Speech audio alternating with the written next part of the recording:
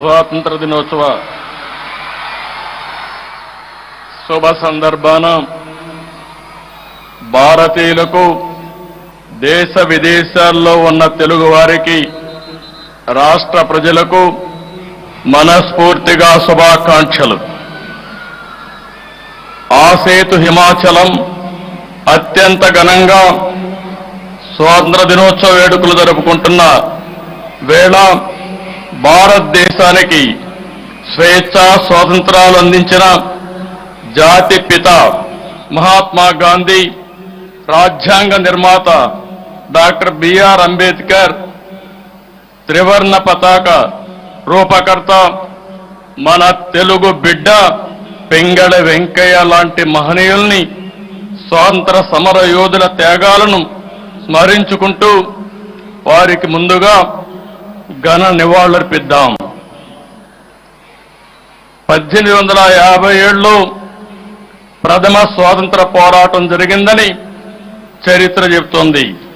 అయితే అంతకంటే ముందే బ్రిటిష్ దుర్మార్గపు పరిపాలనపై తెలుగు నేల తిరుగుబాటు చేసిందని చరిత్రకారులు చెబుతున్నారు.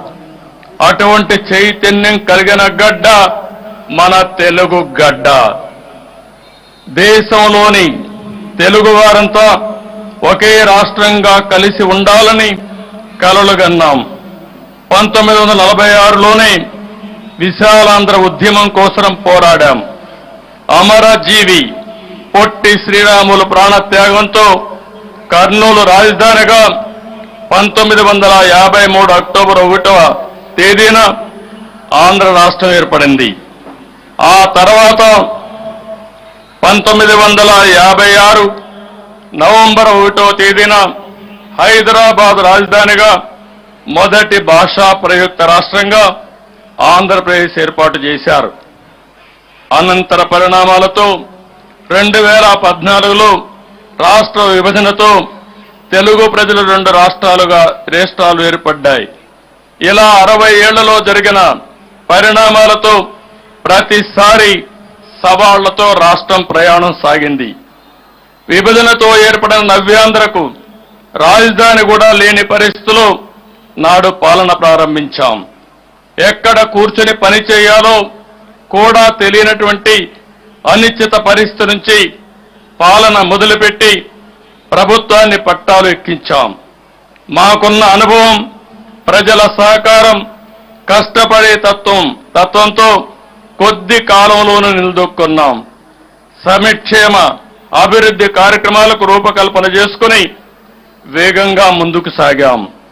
దేశంలో ఎవరు ఊహించిన విధంగా సంస్కరణలతో, సమర్థవంతమైన నిర్ణయాలతో, సరికొత్త పాలసీలతో 13.5% వృద్ధి రేటుతో దేశంలో టాప్ 3 రాష్ట్రాల్లో ఒకటిగా సగర్వంగా నిలబడ్డాం.